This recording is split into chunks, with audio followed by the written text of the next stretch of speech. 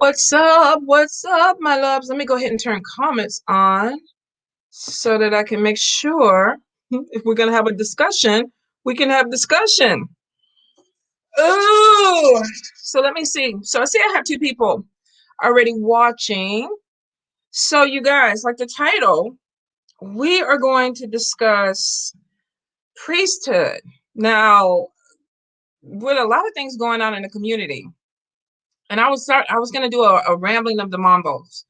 And I was like, you know what? I'm sometimes confused. So I think it's really good at this point. Hey, Contessa, for us to sit down and kind of go back and forth on what we feel. Because sometimes, hey, I'm completely open.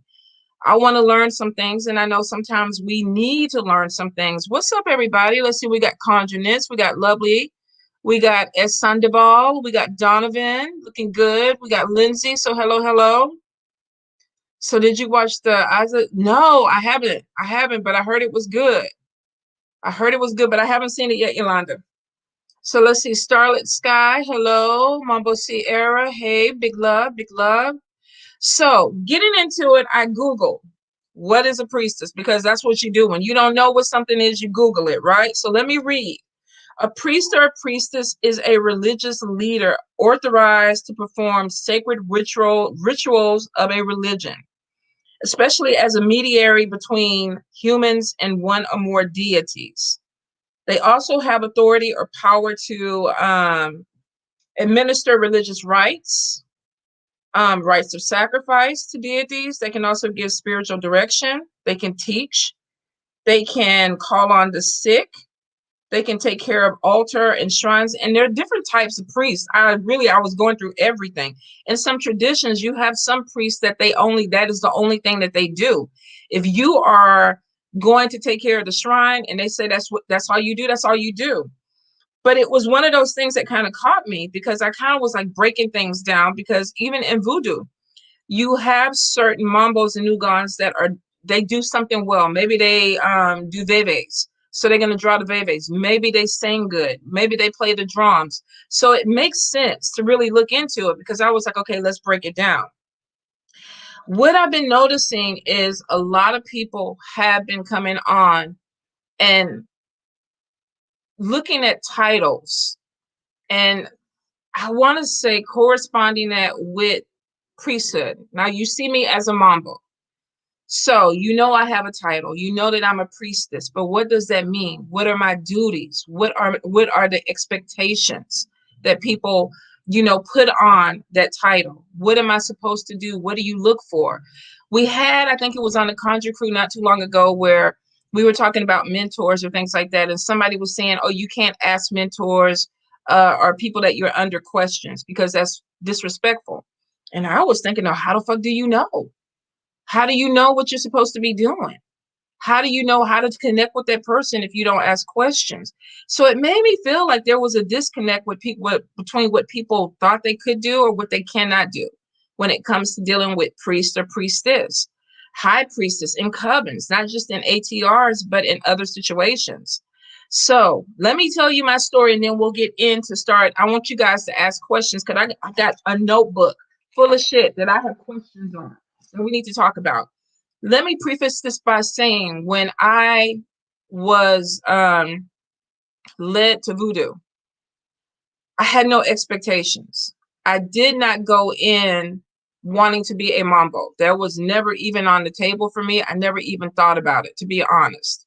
Um, I had a connection with the spirit, and I learned through wisdom that just because the Loa or Orisha come to you, that does not mean that you need to initiate. That does not mean that you have to go spend a ton of money, get a lot of education to learn how to work with these spirits. There are certain spirits, definitely you need mentors to know how to do offerings, to know how to serve properly. But not everybody is going to be called to priesthood. There's a lot of responsibility that goes with that. And not everybody that it takes on that role is ready for it. When you come in as an initiate, you're completely starting at the bottom. You're learning things. So when and I'm going to say, and y'all have heard this story before, Orisha came to me first before the Loa. Oya came to me. And Oya used to have a talk show. And every night we would meet up in the dreams and Oya she would interview people, and I would sit on. I was like her sidekick.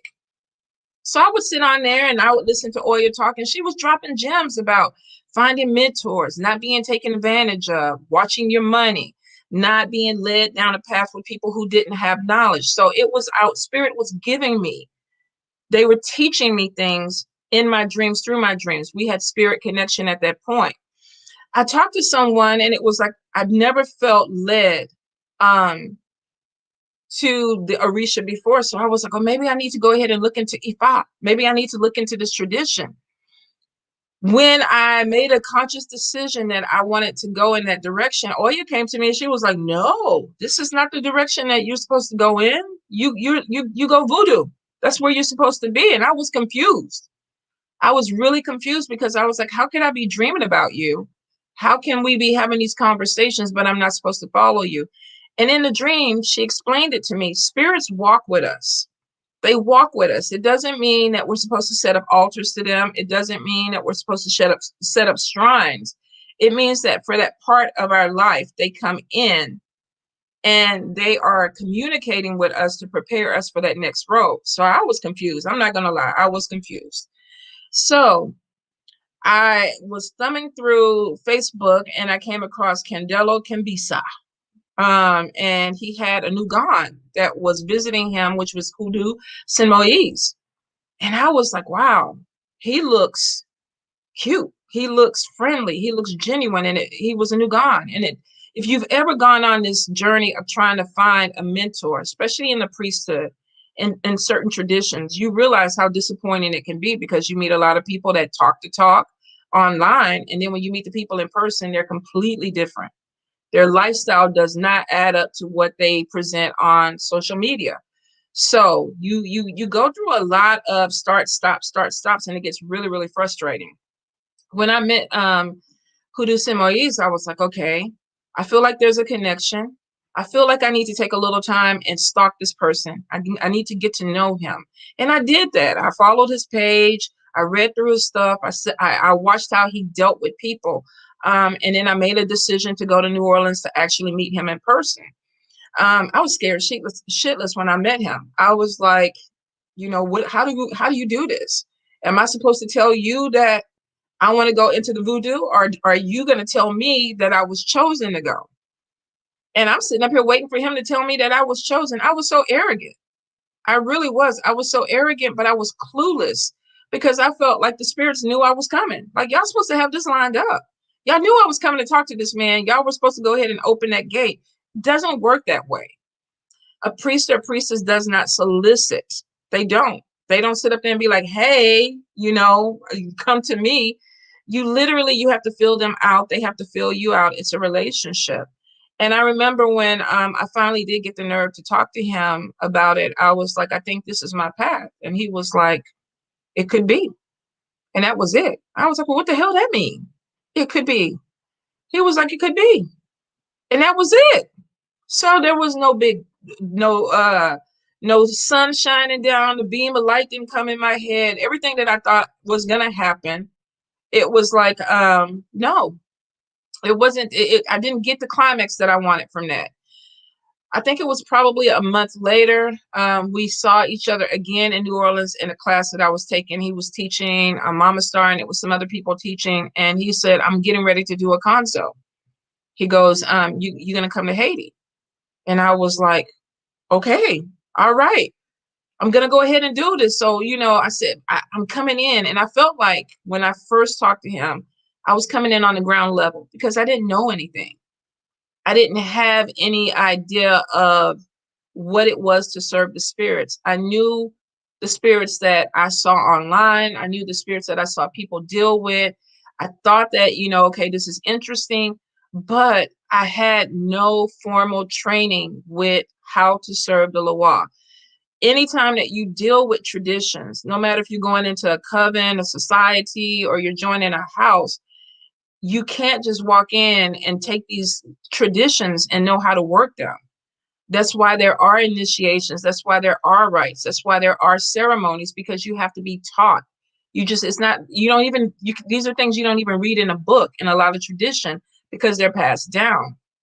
So he goes, you're going to Haiti. And I was like, okay, okay, okay. He said, we're leaving in 6 months. And he says, you're going to go as Supuin, which is a junior mambo. She's a junior priestess. She's a mambo. And I was like, oh, no, no, I want to go the ground level. I want to, you got to work up to that. And he goes, no, you're going Supuin. And I was like, okay, if that's what the spirits want me to do. I didn't have any expectations. I really didn't. Um, it took a lot to get to that point, because when you make that decision, then comes the reality that you're about to take on a lot of responsibility. Anytime you join a coven, anytime you join a house, anytime you join a society, you are joining a family where it is not only you, but you have to deal with other people's character, the issues that come with that, because just like dysfunction in biological families, there's dysfunction in spiritual families. There's a lot that you have to how can I say, a lot that you have to deal with. So it's best to go to fets. It's best to go to meetings. It's best to take classes. It's best to spend time with these people, because these are about to be your family. You can't do this blindly. You can't. And you can't just follow people blindly. And a lot of people do that. Oh, I want to join this, or I want to call myself this, or I want to be a priestess. So I'm just going to go do this because this is what everybody else is doing. And then they get into it, and it's the worst thing for them because they did not take the time. So you got to be really careful with that. So he said, you need X amount of money to go to Haiti to get this done. And we were talking thousands in 6 months. And I was like, oh, okay, I'm gonna make it happen. And I ain't gonna even lie, it broke me down. It really broke me down. Trying to get the money, trying to get everything in order to do it the right way. Because you got a lot of people that come on here and they fake the funk. They want to cut corners and they want to call themselves this and put themselves out there. But when it comes to ATRs, you can't fake the funk. You either go through the ceremonies or you're not who you say you are. The spirit either takes your head or you have nothing. You have nothing. And it's weird to me when people talk about self-initiating and things like that. Who teaches you? What takes your head? How do you know how to work with that spirit? How do you know what spirit? So it was one of those things where it was like, okay, if I'm going to do this, it's a sacrifice, it's a struggle, but I'm going to do it right. That was my main thing. I wasn't going to fake the funk. Wasn't even about that. It was about having a connection with the spirit. I think a lot of times too, you have to make sure that when you do decide to move towards the priesthood, that you're not doing something because you want the title. Because let me tell you, the title is earned. I don't give a shit if you go down there and buy it. It's so much shit that comes back on you when you call yourself a mambo or an ugan or a babalao or a yagi, whatever it is. There is a lot of responsibility that when you put that title in front of your name, even some of these people that fake the funk that call themselves priestess and priest, there's a lot of things that go with that you call into your life. You're going to be tested. So when you even manifest those titles, be prepared that you're going to be tested. Initiation is the beginning of a journey, and the death and the birth that happens with that is not supposed to be easy. It's not. And a lot of people don't understand that when you go into these things that you have to be prepared mentally, physically, emotionally. I tell people all the time, you're not ready. You're not ready to do this. And they're like, no, no, no, no, no. Yeah, I want the title. I want the mambo. I want the this. No, you don't. No, you don't, because you're gonna be in a padded room if you're not ready for it. So my journey with that was I was scared. I was scared. I went to Haiti. I was scared shitless. I didn't know what to expect. I didn't know what was going to be expected of me. The connection with the spirit was very intense. And I knew that I knew I was signing up for something that was going to be a lifelong commitment. It was going to be forever. There's no putting your things away when you get irritated or frustrated. You cannot throw your stuff in the box. I ain't doing this anymore. There's some people that do it. What happens with your spirits that made a commitment to you? What do you do with that? So a lot of this is not, don't take it lightly. And I don't want to scare you guys, but I want to be honest with you, because a lot of people come on here and we shake our stuff, we do our thing, we drop, pop it, lock it, and all this stuff like that, and we present. But you have to be sure that you're ready for a commitment. This is not for the faint of heart. You can't come in this 1 foot in, 1 foot out. You either coming in or you're not. You cannot just put in, like, what is it, Harlem Jack? You just cannot put a title on your name. You can't, because spirit is going to test you, and they're going to call you out. They really will. If you're not who you say you are, you're going to be called out. It's one of those things where I've seen it. I've seen it in the community, and it's like, why is this person going through that? And it's because it's spirit. You can't fake the funk with them. You just can't. So when I went to Haiti and I went through my initiation, and when I left Haiti, I was broken. I was just like, oh my God, it was a lot. It was a lot, and it was worth it. But it was one of those things of, at that point, I came back and it was like, what is a priestess? Because I wasn't prepared. I didn't have an idea of what a priestess was. So then I come back and I'm trying to figure out, what am I supposed to do? You know, um, Divinity Diva Tarot is a brand. I do readings, but it doesn't connect with Mambo Tanya. There's a lot of different things that Mambo Tanya does that are completely separate from building a brand. And a lot of people get confused with that in the priesthood. A lot of people want to use their platform to shine and, call themselves this and call themselves that and teach classes and get money and all that stuff like that. But are you prepared? Do you have the knowledge to teach? I've seen people come back from initiations and 6 months later they're teaching these classes about the Loa. I'm still learning. I'm still every day. So it's like, you have to figure out why you going, why you doing it, why you are connecting with spirit. And the most important thing with priesthood is the connection with spirit. They're the ones that open up doors for you to do what you do. So it doesn't matter if you have the title or not. If spirit wants to work with you, and they will call you. Like my brother said, when the Loa want to walk with you, when the Orisha want to walk with you, they will call you. They will open doors. They will lead you to the people. We get sidetracked with bullshit. There's a lot of bullshit out here because there's a lot of people that fake the funk. But you have to rely on your spirit connection, which means you have to put time and energy into that. Now, let's ask some questions, because that's my story. I went to Haiti. I went through some stuff. I came back. I'm a mambo. Shit got real after that. I had people in the community. I got shit in my house. I need you to come cleanse my house. Okay. My child is sick. I need you to come over here, Mambo, and pray for my child. Okay. Mambo, I need you to make a bath. Something is wrong with me. I need to be cleansed. You need to come in with this special bath. I need to get right. Okay. Shit got real. I don't even lie. You can't take the hat off. My head is made. My head is made. So there's no there's no head wrap. There's nothing that stops it. There's nothing. You come back and you realize that you have responsibilities, whether you understand how to do them or not. Say your mentor, your person, your godfather is or your godmother is busy. They can't teach you things. Spirit is like, pick this thing up, go in there with your incense, sing your song and pray. And you be like, okay, spirit, is that the right way to do it? Spirit, like, listen to me, do what I tell you to do. And you be like, okay, all right. I had to learn a lot like that at the beginning because things started coming in really fast for me.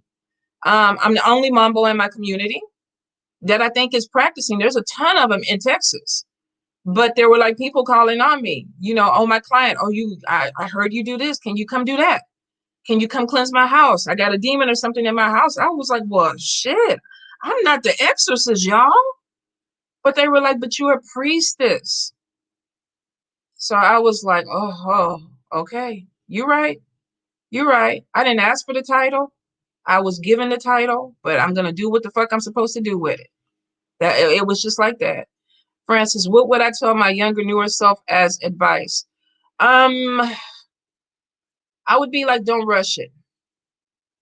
Don't rush it. Do it right. There's no, I see so many people and I talk to so many people that want to cut corners and half-ass stuff. You know, um they want to get the title on online. You know, I'm gonna take a class to be a mambo. I'm like, well, where you see that at? Or somebody's giving a class to be a mambo, and they're making their songs, and you can just not you can buy them on Etsy. You know, you can buy them on eBay. And I'm like, okay, are they consecrated? Was it given to you? Was there ceremony? No. So, okay, well, no, we can't do that. We can't do that. I would say the biggest advice to me would be true to yourself, be authentic, and have a true connection with spirit, and let spirit guide you. A lot of times we get in trouble because we think we know more. We think that we think we're smarter than spirit. Like they see everything, but they don't know nothing. So we're gonna trump what they say do. There were a lot of people that I put a lot of energy into that spirit was like, stop fucking with that person. That person is not leading you where you need to be. And I was like, but they have status, but they're online. They have followers. These people know what they're doing. And spirit was like, no. And I took a couple of years following people that spirit was right about. There was no growth with them. There was nowhere to go. So you real recognizes real at some point. Spirit was like, look, pay attention. And I started doing that. And I think too, you have to understand that you have some priest or priestess that may not um, I'm not going to say that their heart is not in the right place, because I've seen some people without titles do some amazing things for the community. They didn't have to go to Haiti to get a title. They didn't have to go to Cuba to get a title. Um, they are working within spirit. The thing about them, though, is that they're not calling themselves a priest or a priestess for clout. A lot of times people do shit you don't even know about in the community. And that's because they feel led to do it. Their spirit connected. Maybe they were at some point supposed to be priests or priestess and they decided not to. But you got a lot of people out here with titles that wouldn't even break a piece of bread for you. And that's the truth. It really is. When you start paying attention to people and when your spirit tells you that this person is not somebody that you should be connected with, you got to pay attention to that. And that's what I would tell myself. I really would. I would say pay attention to how you feel, pay attention to the stories, and you have every right to ask questions of people that you are trying to connect with. You have every right. Who is your mama? Who is your papa? Where did you get your initiation? When did you get your initiation? What is your lineage? You have every right to ask those questions. And if you come across somebody who can't answer them, you need to keep it pushing. You need to. Let's see, conjurings. Did you have to sleep with anyone? Oh, no. No, no, no, no, no, no. Um, no. I mean, like I've discussed it. First of all, my papa is gay. Um, he's cute. He got the cutest little dimples, but no. And that wasn't even a thought. I don't think spirituality and religion and sex within this tradition and Haitian voodoo connect. This is a family. You're not even supposed to conzo with a partner in there, because you would be brother and sister, and that would be incestuous. If I was to sleep with my godfather or my godmother, that's my mom, that's my pop. That's like, oh, like, no. Now we got to be really clear. In some covens and in some traditions, sex is a part of the rites of the ceremonies. You need to know that if you are joining a coven and they getting together every first of the month to sleep and have orgies because it's going to bring down a certain deity or an energy or whatever, and that's what works for that coven or that society or that group, you have to know that. If you are dealing with an ATR, there's very clear cut lines that you do not cross, because you are family. That's your brother. That's your sister. You don't even look. Ugan Sherwin is my brother. I don't even look at him in a way that's sexual. Half the time I'd be like, boy, because he's my bro. But no, you don't do that. You do not cross those lines with that. Now, let me tell you where it gets confusing, because I had somebody ask me this earlier before I came on. As a mambo, can I have sex with people? Hell fucking yeah. I could be out here fucking like a rabbit if I want to. The thing of it is, my sexuality or my sexual preferences don't have anything to do with my title. Should I be on Facebook, with my cootie cat pumping and gyrating and all that? I have a house that I represent. I have siblings that I represent. I have godparents that I represent. I can't wild out like that. I can't. Now, if the video leak and y'all happen to see a titty or a nipple or something, that's something that I did that was stupidity at that time. I'm going to own up to it, but it has nothing to do with my title. I have people that come into my inbox, my DM, and they be like, Mambo, you cute. I want to get your booty. I'd be like, okay, you address me in a way that I can't entertain that. You address me as Mambo, which means you see me as a priestess. You see me as a spiritual leader in the community. So I can't be on here using my title to get booty. That's inappropriate to me. Now, if you pop into the DMs and you like, Tanya, what's up? Tanya can be over there talking to you about some booty, but Mambo can't. Mambo can't, because we don't use titles. We don't use spiritual things to do that. And a lot of times you got to make sure that you are balanced within your situation. You have to understand who you are. When you come to me as a mentor or as a mambo, there's no sex. There's no talk about sex. There's nothing like that. But if you come to me and say you want to date me, and you are dating me as Tanya, you wanting to get to know me, two spiritual people can definitely hook up. That's their business. That's grown people shit. As long as you're not using your position or your title to get that, you don't need to be doing that.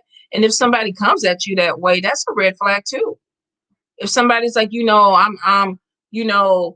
Ugan so and so or Tata so and so or all them babalas that be coming in there, sister, let me talk to you, sister. Let me give you a word. You so beautiful, sister.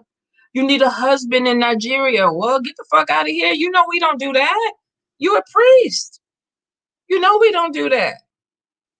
Now I've seen exactly Ugan Sherwin, state your business from the start. I'm real clear on that. Conversations with Ifa. We could do that. We can do that. I think the whole thing about it is that, are you a woman or a man with needs? You're human, of course. You of course. Would I be upset that somebody in the spiritual community that was flirting with me? And let's get real. Tata Kempo used to come on all the time and talk about, I'm gonna knock them gray locks off of you, and I would sit up there and get. But wasn't nothing gonna happen. Wasn't nothing gonna happen. First of all, there's a respect level when you come onto my page. I will laugh with you and everything like that, but you have to understand that when you approach me in a way where I am Mambo Tanya, I'm in my element, I'm gonna laugh, I'm gonna joke with you, but you ain't getting no ass off of that. You're not. You're not.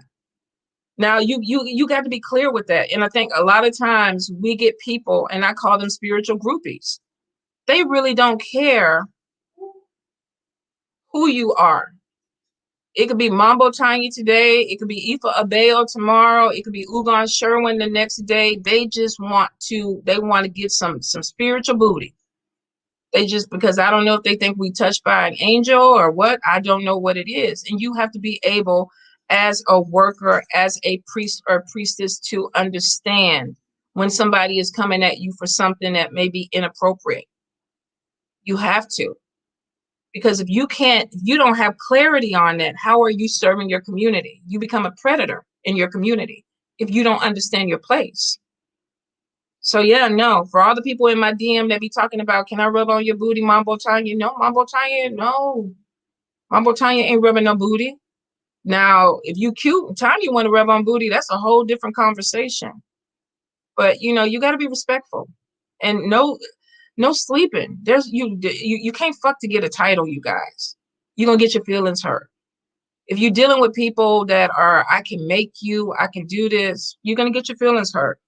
So we want to say, let's move to the next question. Is it necessary to initiate Harlem?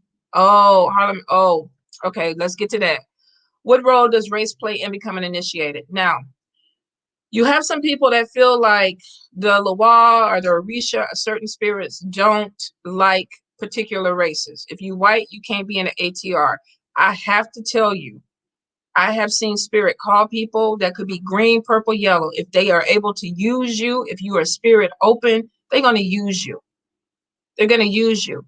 There are some traditions, and I researched going back. There were some religions and some traditions that did not allow women.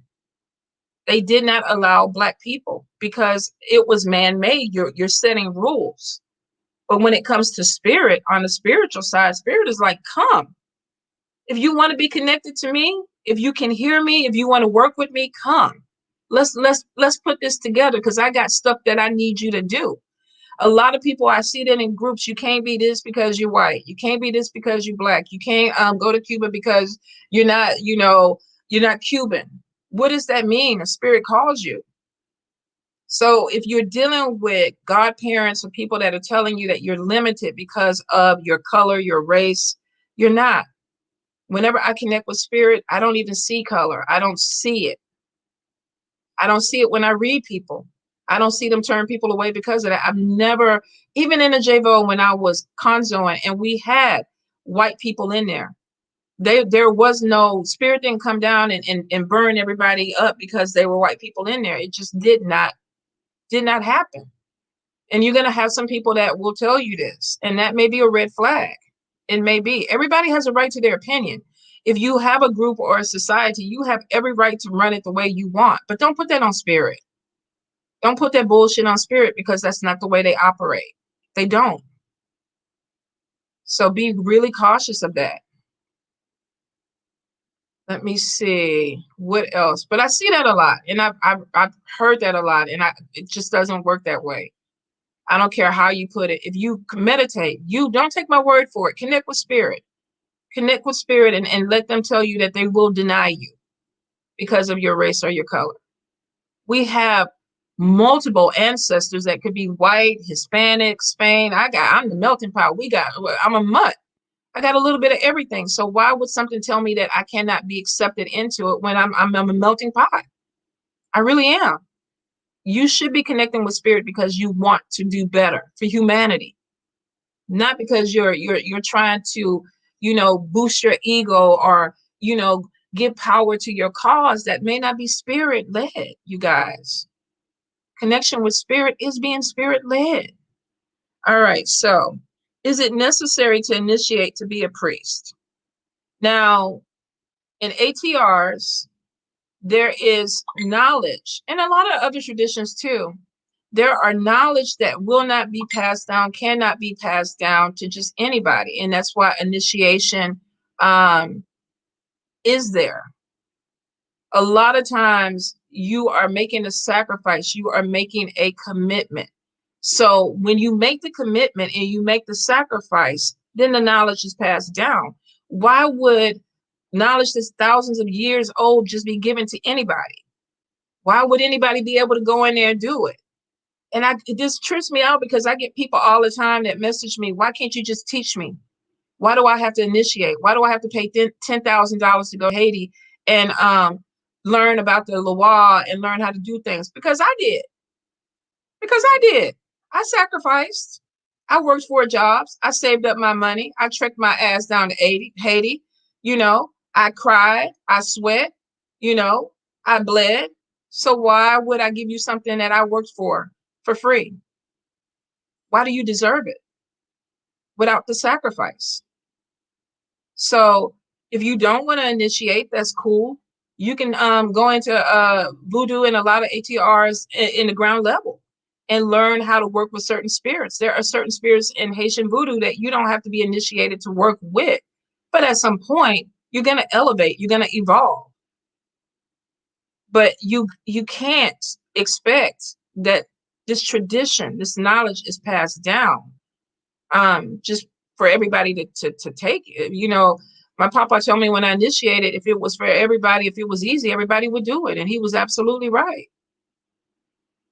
Yeah, no one's getting a college education for free. Well, I mean, if you're in Europe and you're in some other places, but you can't, it's not the way it's set up. It's not the way it's set up. Meg, the highest initiation that I have heard of is 10,000. Now, if you go on above 10,000, then you might need to question what all you get. That's just each house is different. Each house is different, but you might want to question that, and you have every right to question how the money is going to be spent, how it's going to be broken down. What if you don't know your background, but you're looking to get more connected? Um, the first thing is to figure out what you're led to. If you want to go into Ifa, if you want to go into Palo, if you want to go into Santeria, if you want to go into Voodoo, a lot of times people are drawn towards ancestry, which means that maybe you need to go back and have some ancestry done to know where your family comes from or where you come from. You can't really move forward unless you understand your foundation. So I get where a lot of people are like, I don't know, because I don't know what I connect to. Um, Spirit calls you. Spirit connects with you. If they haven't called you into a particular tradition, why would you go there? If you are interested in a particular tradition, then you need to start meditating. You need to start connecting with spirit. You need to start researching. You need to start going into the communities, to the feds, if you have a particular tradition that you're interested in. But you have to research. So say you want to go into voodoo, when is the next fed? When is the next get together? How do I connect with people? How do I connect with Ugans or Mambos? Let me see. Let me get this off. Let me see. I don't think I clicked off, but take your time. A lot of times, and it's funny because I'm the only Mambo in my family. So I didn't have a predecessor to go to and talk to. And a lot of us come from families that are very closed off with traditions or practices that they don't want to open up to. It's like maybe they did it, it was closed off. I don't want to do that anymore. And I don't want to share that knowledge with you. Then it's on you to go ahead and figure out if that's your calling, if it's where you want to be. When I was in high school, I wanted to be a nun. I researched it. I talked to nuns. I talked to priests. I was going to marry Jesus. I was all set for it. And I met Chili Red. And I realized that was not my path anymore. I think I was led. I love the simplicity of it. I thought that it was something that I could do, and maybe had I not met Chili Red, I would have done it.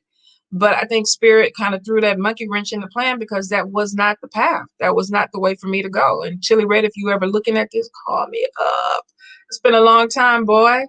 But you gotta. He could have been your daddy, girl. He could have been your daddy. But if you don't know where you come from, I would say start with your ancestry. Where are you from? Some of you are going to be connected with tribes, Indian tribes. Some of you are going to be connected with hoodoo. Some of you are going to be connected with voodoo. So you have to look at your demographics. Where's your family from? Are they from the islands? Are they from Haiti? Are they from Cuba? Are they from somewhere in the Caribbean? But you have to kind of start researching. Okay, let me see. Some spirits do come to you with a spiritual court reading. I will tell you, before I initiated, I had a spiritual court reading, and I had a lot of spirits that were walking with me, and very few voodoo spirits. But at the end of it, he felt like, and I think it was Mr. Ballard that did my spiritual court reading. He felt like voodoo was going to be what I was led to. And I remember feeling very strongly up into the months leading up into my initiation that this was the right path for me. They really came through, and they were like, this is where you're going. And I paid attention to that. But I kept a journal. I kept a journal with dreams. I kept a journal with everything that would come to me. And a lot of it was about the Loa. It was about the voodoo, about the spirits. So it was something that fell into place for me, and for a lot of people, it does. Let's see. Let me. Okay. I don't want to skip any questions. Okay. Sometimes spirit comes to you in confirmation. Okay. Is practicing ritual spell work allowed if you are not initiated? Oh my God, yeah. You have people that practice multiple traditions.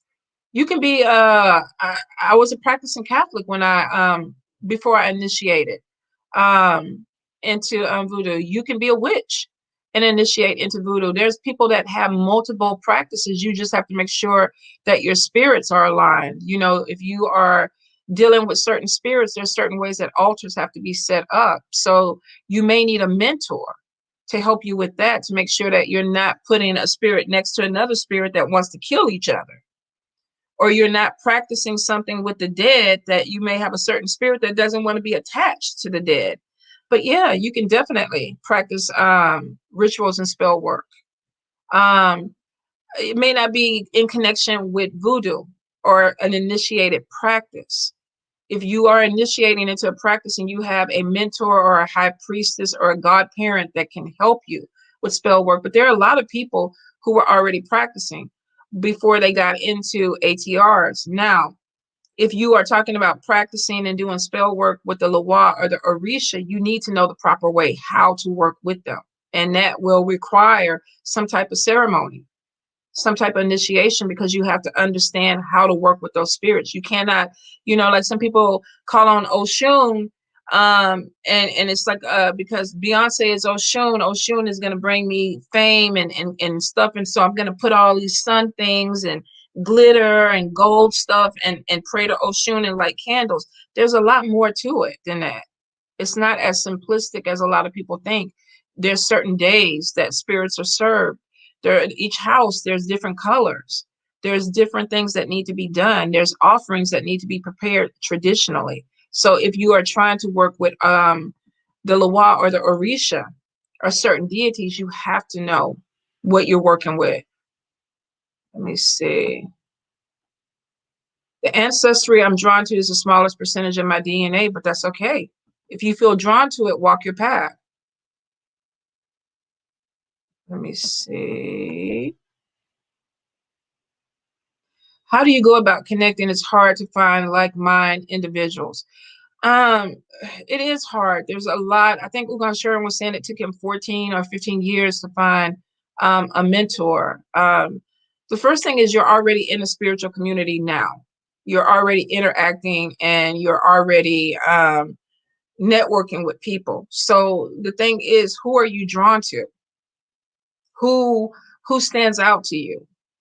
Is there a priest or priestess that you are drawn to? Is there someone that is in a community that is in Wicca, or they are practicing witchcraft? Whatever it is, what do you feel drawn to? Who do you feel drawn to? And then you really have to make a conscious effort to build a relationship with that person.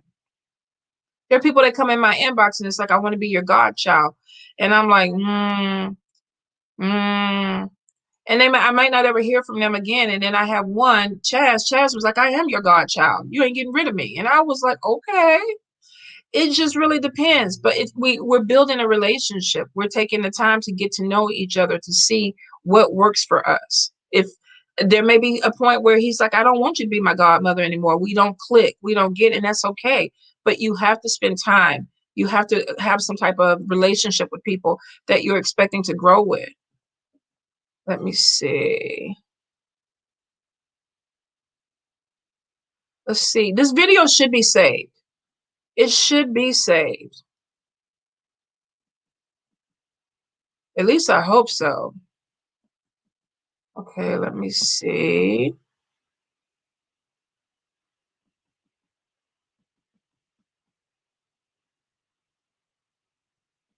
Okay, when my sister passed for a wedding ago, the witch rode me twice, scared to explain.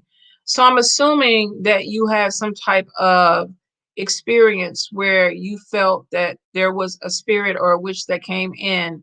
Maybe this is your bloodline. Maybe this is your sister passing may have been some type of catalyst or trigger that opened up your spiritual connection. There are a lot of people where when somebody crosses over, their mediumship ability gets stronger. They're able to connect with spirit a little bit. So if you have an ancestor altar, I would put your sister on it and try to connect with her to get more explanation about what happened. But it looks like that there was something that was triggered. Maybe you're remembering who you are through her passing, and I'm sorry for your loss. Okay, let's see. I think Chad said 23 and Me is a whole lot better when it comes to ancestry. Um, but I would look into it. Oh, they talking about the hag riding them. Oh, I don't know. I do not know. Sherwin, babe, connect with who gone Sherwin because it seems like he's more connected to that than I am. Let me see. Okay, so let's see. Self-initiation. Self-initiation. I don't like to talk down on it because I think everybody has their opinion on it. But my only thing is, where is the knowledge? Where is the mentor? Where do you learn? Who teaches you? What's passed down? If you're self-initiating, what is the tradition? What are you getting? When you are going through initiation through ceremonies, whether it's in a coven or an ATR, who's passing down knowledge? You can call yourself whatever you want, but if there's no knowledge passing down, what are you self-initiating into? Unless you are going to be the first one to start this, whatever this thing is. We had a bunch of people that self-initiated and had people out there drinking the Kool-Aid, thinking the aliens was coming down to get them, and these people died because this person decided that they were a god or a priest or whatever, and people followed. Who? Where's the responsibility? There has to be something that is passed down. You're initiating to learn knowledge. You're initiating in a tradition to evolve and grow. What are you getting if there's nothing there?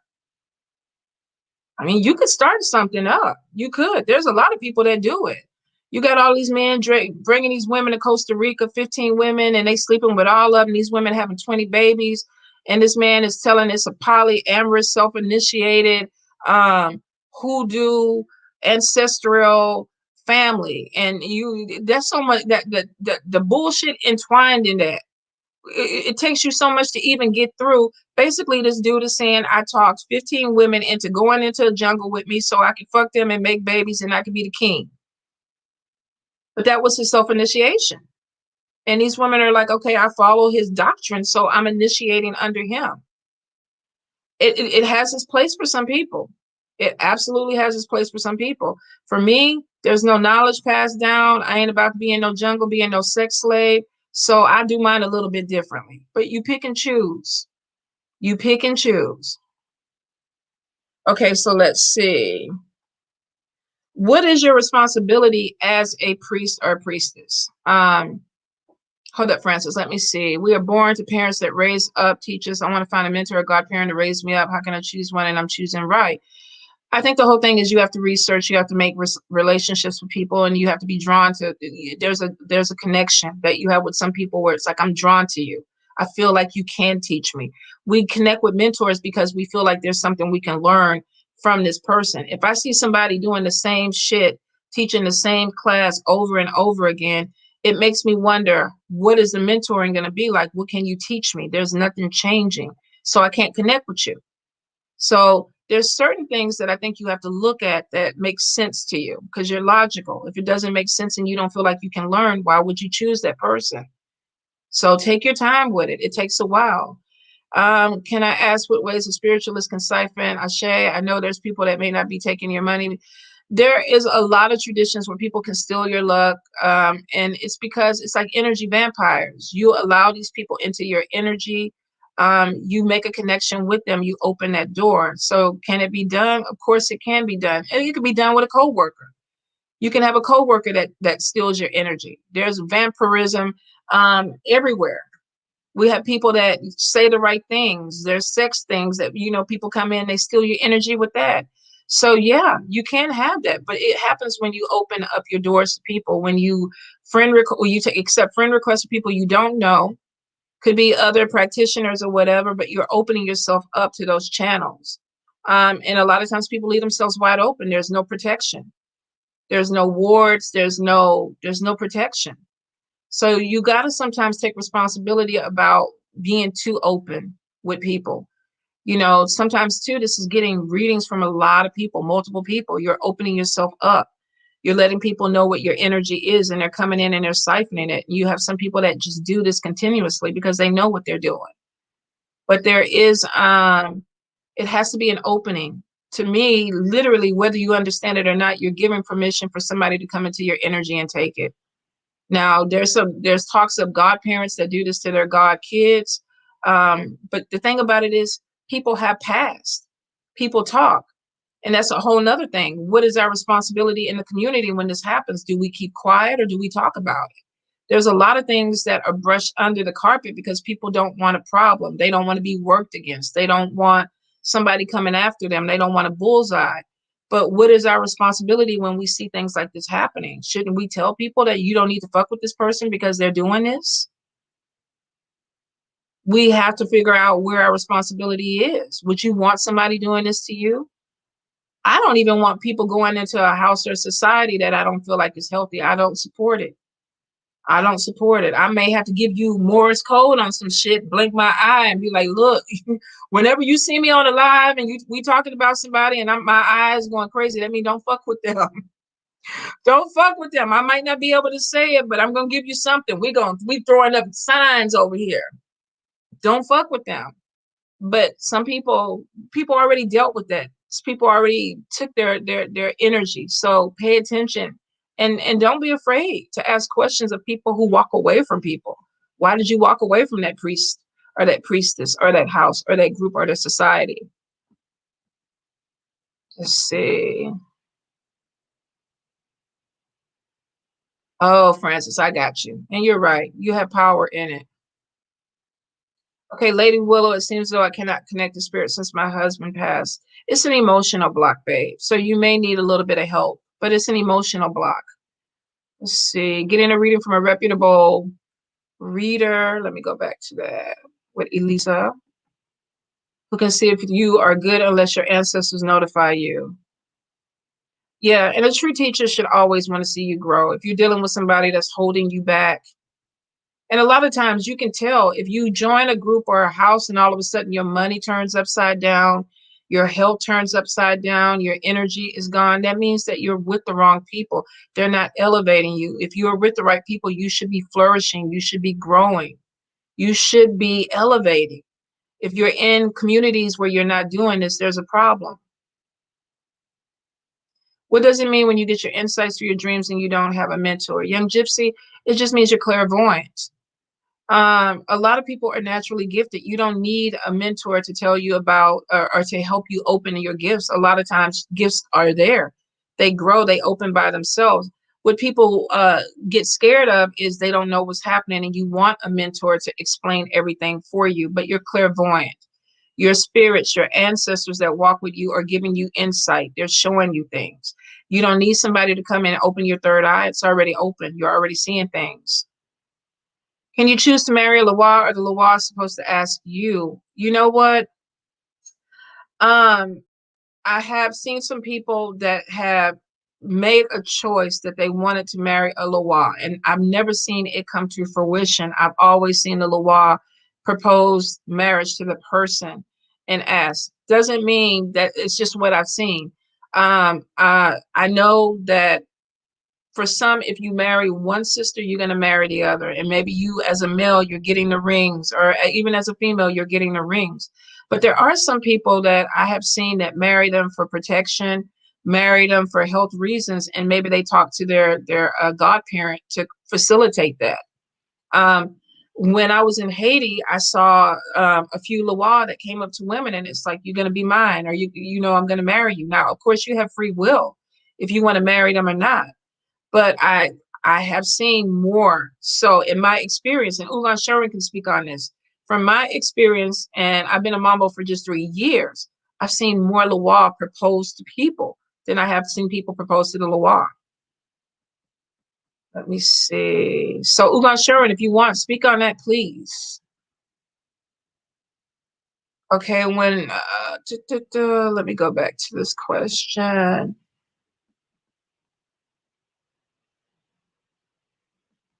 Okay, as a Mambo or Ulan, can you tell people if voodoo is their path or not? And sometimes it'll show in a reading. It will. A lot of times, though, honestly, it comes from spirit. Spirit tells you that, and I think it's discernment. Sometimes an Ulan and Mambo that is not ethical will tell you that voodoo is your path because they want your money. We just got to be honest with it. If the spirits are coming to you and they say that they want to work with you, then that's when you start looking for a mambo and ugan. A lot of times spirit calls you. It's not to say that if this is a path that you're interested in, that you cannot research and come into this path. But I feel like that there needs to be a spirit connection. If this is something that may be ancestral, maybe this is a bloodline thing and you want to go into it, research it and take your time. But for a lot of people, they'll tell you spirit kind of came to them and called them. And if you feel like that you're led to that path, it's more than likely you were called.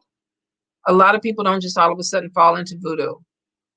A lot of people have a misconception of what voodoo is, and that's why they want to get into it because they want to fuck everybody up, and it's not what that is. Okay, when my grandma passed, my aunt said all the law is supposed to come to her grandchildren. How do you know these spirits are coming to us? First of all, you already have a lineage, so the law already walk with you. Um, I've heard what people say this, and I will tell you that I have seen people my grandmother didn't tell me anything about the Loire voodoo. She did not practice when she passed. And I was 16 when she passed, and I took a trip to New Orleans, probably, I want to say the end of the year after she passed. That was the first time that I felt the Loire. I don't think that they passed from her per se.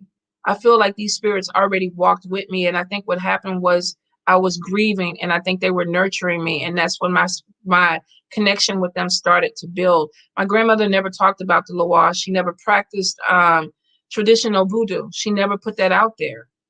So there was no talks of the spirits or anything being passed down. And even with that, I had a little bit of the Loa, the Orisha, and some other in my spiritual court that just started walking with me because I was grieving. So if you are connected with a lineage, you already have these spirits. For my kids, my spirits if they already, the spirits that walk with them, my spirits will walk with them. Let's see. Let me see. And Ulan Sherwin, you can chime in on that if you want. You're going to New Orleans in June. Do I know any must-see places? You can't go wrong anywhere in New Orleans. You're going to find a lot of places that are like colored water and things that are really fun and creative down there. They do have the Voodoo Museum, which is really interesting. There's some tours down there with the graveyards that are really interesting. I think Voodoo Authentica. A lot of people go to the House of Hoodoo, which is Jessica's place. I mean, there's some beautiful shops down there. I would say once you land, get you some gumbo, get you a nice drink, and let spirit lead you to where you want to go. You can't go wrong. You cannot go wrong. There's going to be some places that feel like home to you, and there's going to be some bullshit places that you just want to go in and soak up the energy of it. But really, with the spirits down there, you cannot go wrong. Let me see.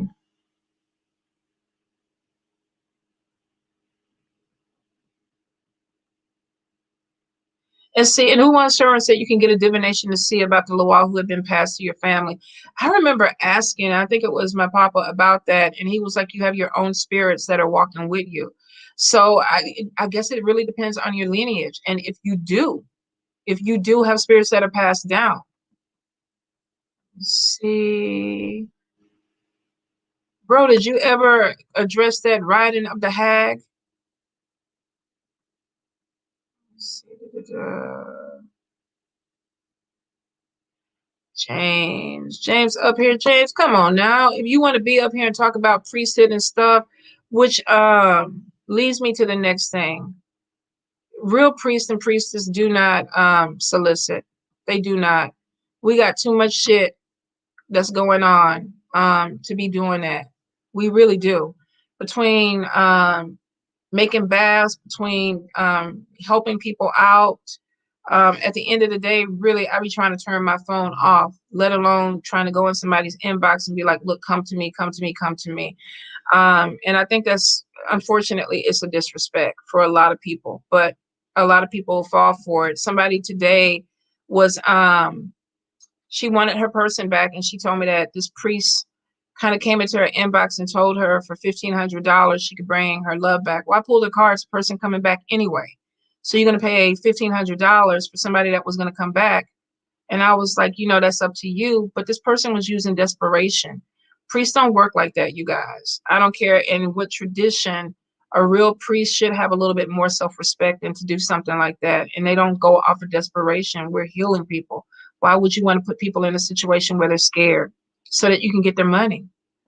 You got to answer the spirit at the end of the day. Okay, let me see. Okay, my ancestors didn't practice when I was growing up, but a lot of your law came out in your spiritual reading. That makes sense. My ancestors didn't practice a lot either. Like I said, I'm the first Mambo. Is I think it is open. Conjure New Orleans, and I think it's they switched the name. Conjure New Orleans Magic Shop. It's on Bourbon Street, and it's in the Fruit Loop district. So I do feel like it is open. I'm not sure, but I know they're opening everything back up. So I would say definitely stop by. Oh, definitely go to St. Anne Square, dance, listen to some music. Let me see. Okay. Let's see if we have any more questions. And let me see. Okay, so what is your responsibility? Yourself, your spirits, your godparents, your community. All right. When you decide to go into a tradition, there are responsibilities. There are things that need to be taken care of. Like I say, first of all, you're going to have people that come towards you that need things. This could be food. This could be shelter. My door is always open. Probably drives my kids crazy. Jazz is always getting on me about that. But there are certain things that you do take in. If you join an organization, a society, or a house, you have expenses that are paid out because you're taking care of things. You're taking care of your godparents. You're making sure that they're straight. You're taking care of your community.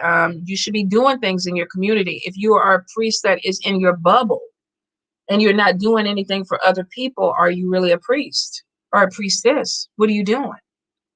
There are a lot of people that will go spend money on, stuff that they want, and you have people that are hungry in the community. So you have to realize that you're not coming into this just with a title. There are expectations, and at the end of the day, your spirits are looking at you, which takes me back to your responsibility of your spirits. They're altars, things that have to be kept clean, offerings that have to be done. There are days that, they're celebrated. There are days where, there's work to be done, whether you're doing healing for people or you're making baths for people, you're using your spirits to do this. So you have to take care of them. You have to spend time with them. You can't just put up a really pretty altar and not look at it. You just can't. There is something that is, there's a connection, there's a relationship. Your spirits are your family. So you can't sit up there. I've seen people that let their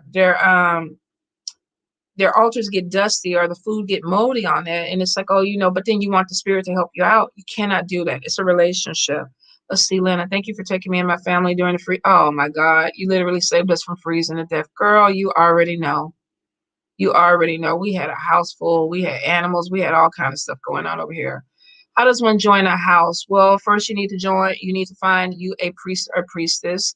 You need to know what tradition that you're interested in, and you need to talk to the head of that house.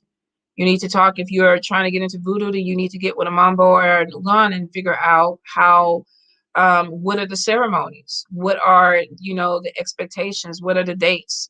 There's money involved in ceremonies and initiations because animals have to be bought, things have to be paid for.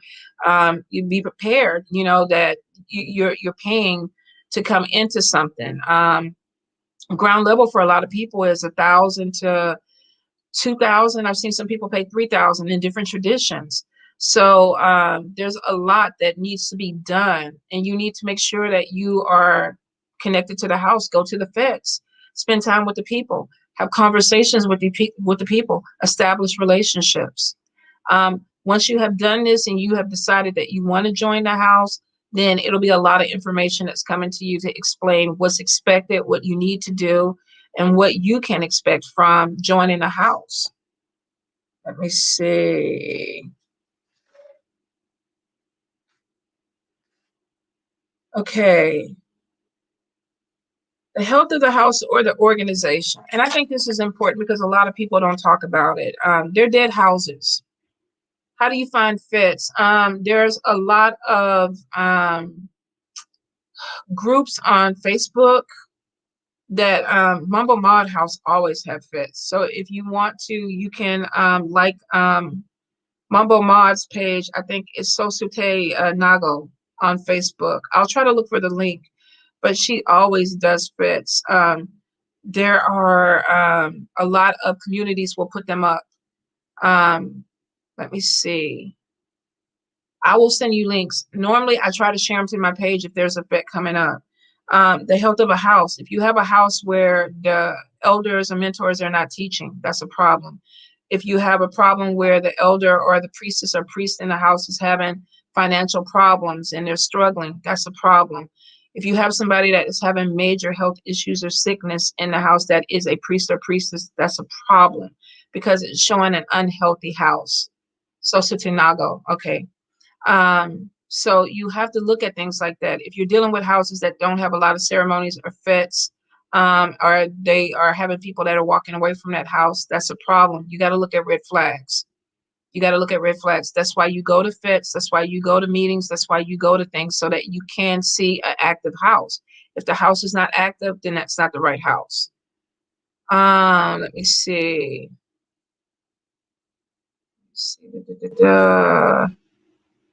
Can you leave a house if you realize you chose the wrong one? Yes. It's a very, I think, emotional thing to do after you have sacrificed and put a lot of energy into a house only to realize that you're with the wrong people. That's why you take your time. Unfortunately, sometimes we go into things, we may see things differently. You may develop a problem, which brings me to my next thing, problems in the house with the members. You know, you're not supposed to work each other if you are in a coven or a group or a society or an ATR. But sometimes you come across people who do it. Could be out of jealousy, could be out of issues that you don't know anything about. But when things get drastic and you don't feel comfortable, you don't feel safe, you have every right to walk away. There are a lot of houses that have exit ceremonies that you can go through if you have to. And sometimes people do. You know, there's some people that go from 2 to 3 houses before they find the place that they're supposed to be. But you have to be in a place where you can grow and where you can learn. If you are dealing with people that are not teaching, that are struggling with their own stuff, there's some houses that have priests and priestesses that have addiction issues, that they are struggling in their life to get on their feet. That is not a house that you would join. So you if it takes you 8 years, you guys, take the time. Take the time. It is not something that you want to rush into. It feels like a divorce when you feel like you have to walk away from something that you've invested so much time, energy, and money into. You have to be really careful with that. Really, really careful with that. Um, Unfortunately, a lot of you will find out that just because it's a spiritual group or organization or house, that it's dysfunctional. And that's because dysfunction doesn't have, you know, it's you there's no I don't want to say red flags because a lot of times people do see it and you continue on. But sometimes you get stuck in situations where the house may not be dysfunctional, but you may have a dysfunctional person in the house that causes issues. I do believe in people that bring in poisons or are poisons. I think it happens, and you could be really great with a house, and then somebody comes in and changes the whole dynamic, and you're like, "What the fuck happened?" But I can't be here anymore. So there are things where you may have to deal with that. You may have to address it, and that's why I always tell people take your time. You know, we're hearing about priests and priestesses that may not be initiated, that may not be doing things in an appropriate way. And it was like the stuff did not just come out some kind of way. Either we missed it, or it's hidden, or we didn't do our due diligence. We didn't go to their ceremonies, or they did not do ceremonies. Sometimes we just assume, you know, we're not going to ask the question because we see somebody on here that's doing things and we just assume that they're active, that they're doing stuff. So you have to be accountable and do your due diligence. A lot of times we talk about that. Let me see.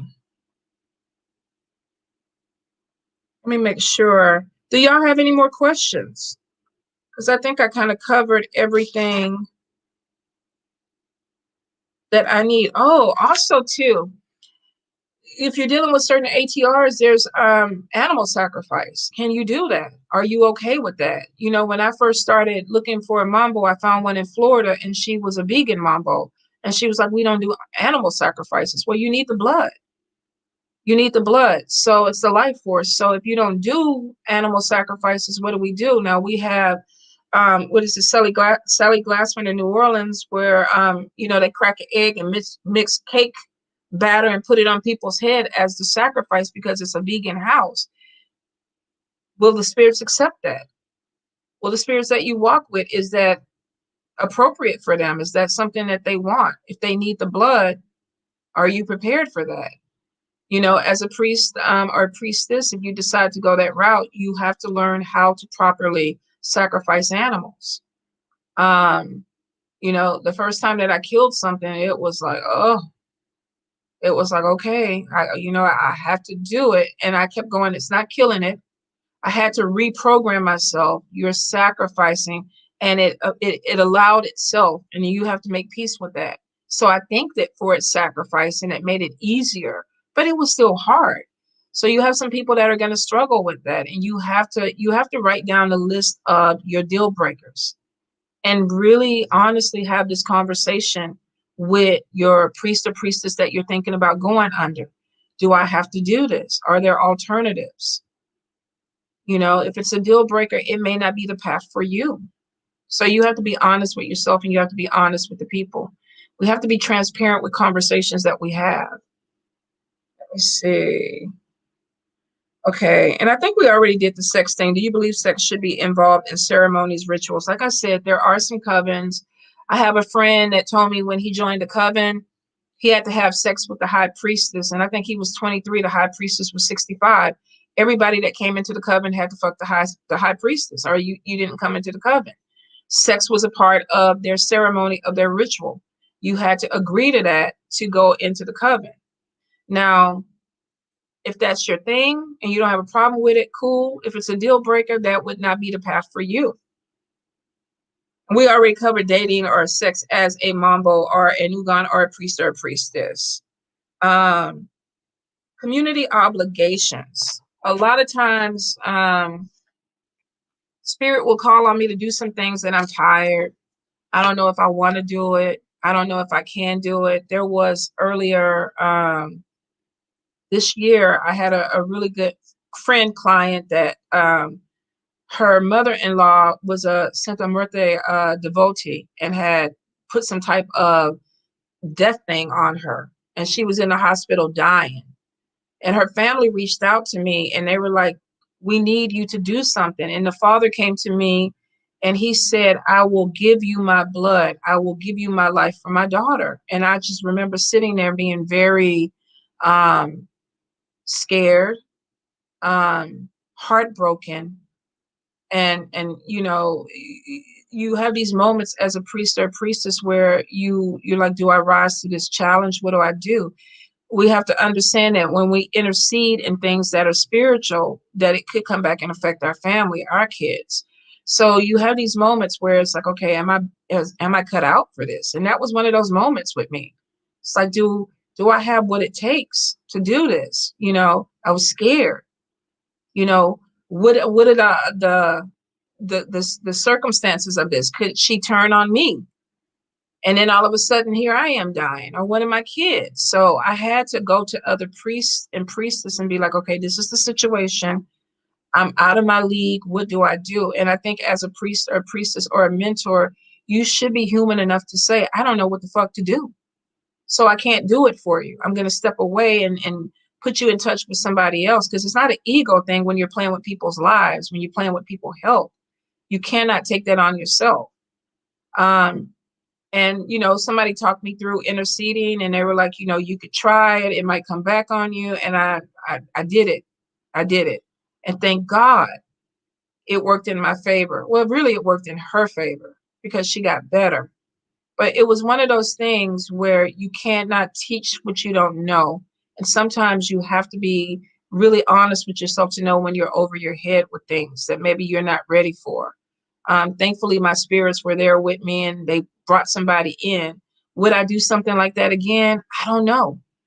without proper guidance. I think next time I would love to have, a talk with a godparent and say, okay, this is what I need to do. This is how I'm going to do it, and get that knowledge. But that's why the knowledge is passed down, because there are going to be things that you have to take on when you go into these traditions. There are going to be things that you're going to be tested on that you have to be ready for. And then you have to be, transparent enough to know when you're over your head and when you can't do the work. There's so many people that take on love work and money work that are struggling with love and money. You cannot do that. There's some people that are mentally unstable that should not be doing work, but they still try to do it. You're going to end up hurting other people, and the responsibility falls on you as the worker, as the priest or the priestess. So you really have to be honest about your knowledge, about your education, about what level you're on. This is not ego driven. It's really not, when you're dealing with other people's lives. Let me see. Why is my thing not moving? Because I see comments. Is the sound off? Family curses.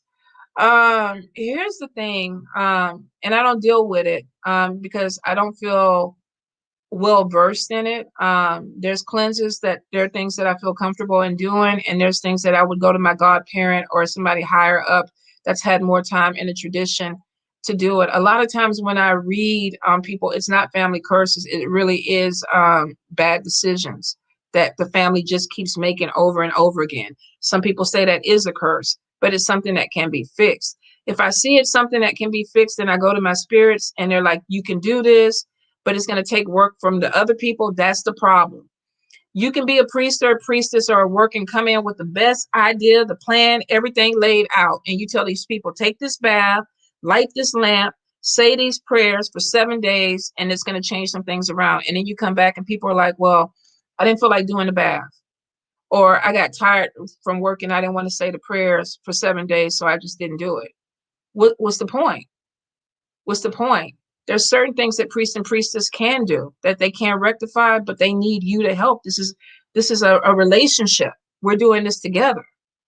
But if you have people that are not going to participate, that are not going to follow it, and a lot of workers go through that, with the love stuff. Well, you got to do this. You got to take the bath. You got to chant under the moon 15 times in person. Like, fuck that shit. Just bring this person back. That's why I'm paying you. Has to be reciprocated. We're working. My spirits are working with your spirits. Me and you, we're working together.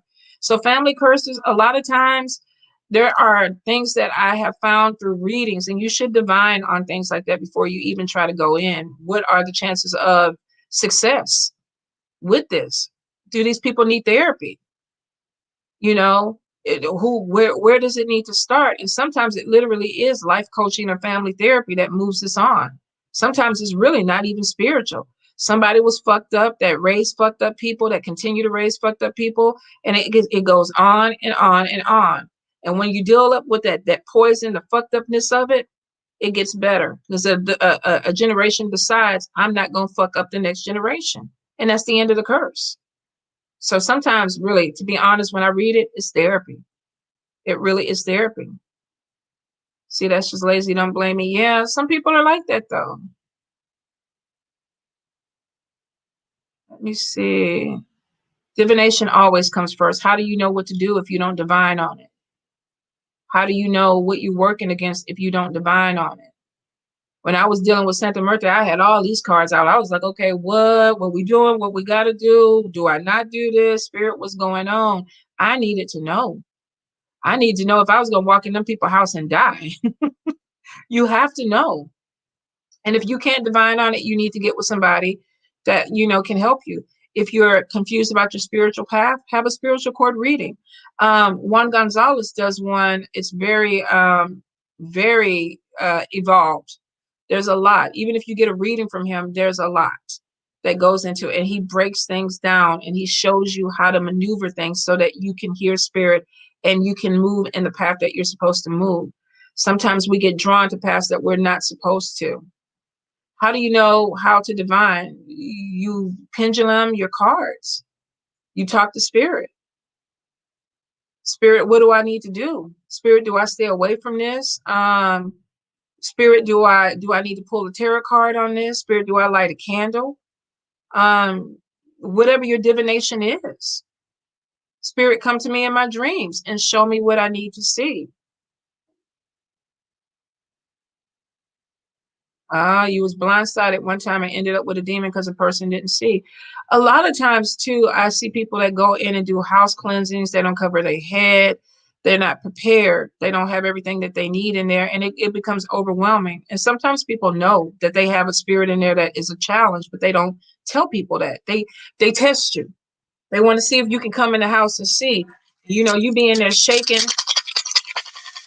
and then the damn picture fall off the wall. Then the back door slam, and you be like, "Oh shit, hold on."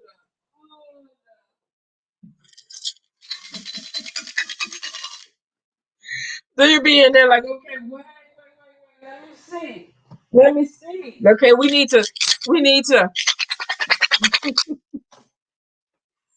It really is one of those things. It's one of those things where you have to know what you're dealing with, but you always, when people be like, "Girl, you stay prepared." I keep pulling stuff out my bag. They like, "What else you?" It's bottomless. It's like the Harry Potter thing. There's always something that's coming in there because I like to be over prepared.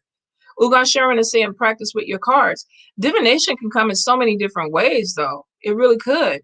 Could smoke divination, crystal ball divination. How does spirit talk to you? Some people literally, they'll just tell you the message. Like, I'll have spirits say, "Don't fuck with that person. Don't fuck with that person. Don't do that. Don't go to that house." That's it. Sometimes you really, they come right out and tell you. They give you that feeling. You start to go through that door and be like, "Oh, stomach say something ain't right. Let me back up. I'll come back. I'll come back another day." Up. Oh, okay. Well, you know what? I'm gonna call you another. I'm gonna talk to another priest and have them come over here because this is a little bit above my pay scale. But you got to be honest with it, especially when you do work for other people, because people lie. They don't tell you the truth. They don't always tell you the truth. And that's why you divine on things.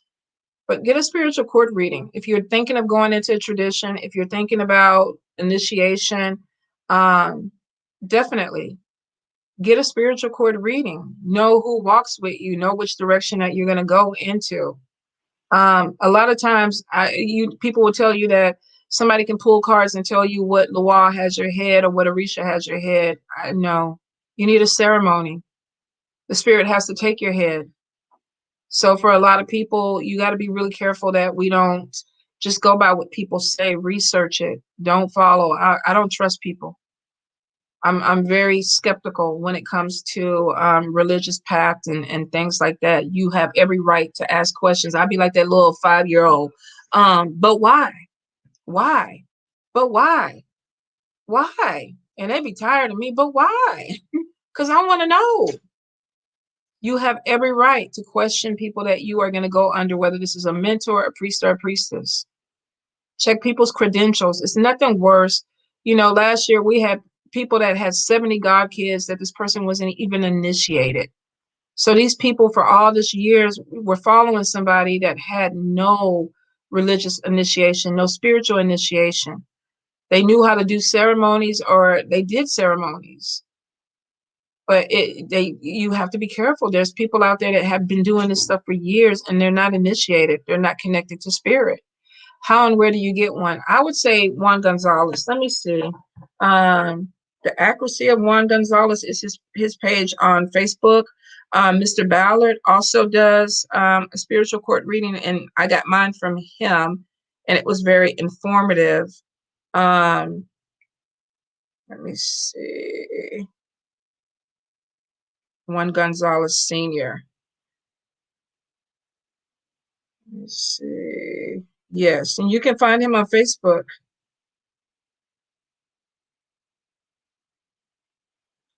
Spiritual court readings are definitely pricey, but I mean, if that's the goal that you're going towards, you need to know. You need to know. You have to know what spirits walk with you to the best of the ability that comes out in a court reading. All right, you guys. So I think, um, I hope I answered everything because I'm tired of people that get hoodwinked and get confused, and then they come back and it was like, well, I thought this is what a priest or priestess did, or that's what they're supposed to do, or this is the way it's supposed to go. um you need to really know people. You have every right to research people. You have every right to ask questions. Go to fetes, go to ceremonies, talk to people who have dealt with these people, check up on them. You know, you have every right to do that. There's nothing that you should be blindsided with when you're making a journey like this. Everything should be transparent. Unfortunately, we have a lot of people in the community that are not transparent, and you need to look at those red flags. So I hope this helps. I get so tired of seeing people taken advantage of. I just can't stand it. I just can't. And I just want you guys, I tell you all the time to be safe. And I do this all the time. And I say it over and over again. And I still have people that I read for that get fucked over because I don't know, it goes in one ear and out the other. But if you truly are going on a journey and you're looking towards priest or priesthood, or you're looking just to even grow spiritually, you need to research and take your time. This is not a sprint, you guys. It's a marathon. This is a lifetime commitment. All right. All right, my loves. I am going to, I think my daughter brought me some Indian food. I'm fixing to go over there and sweat my life away and get fat. I love you. Please be careful. Take care. And we'll talk to you soon.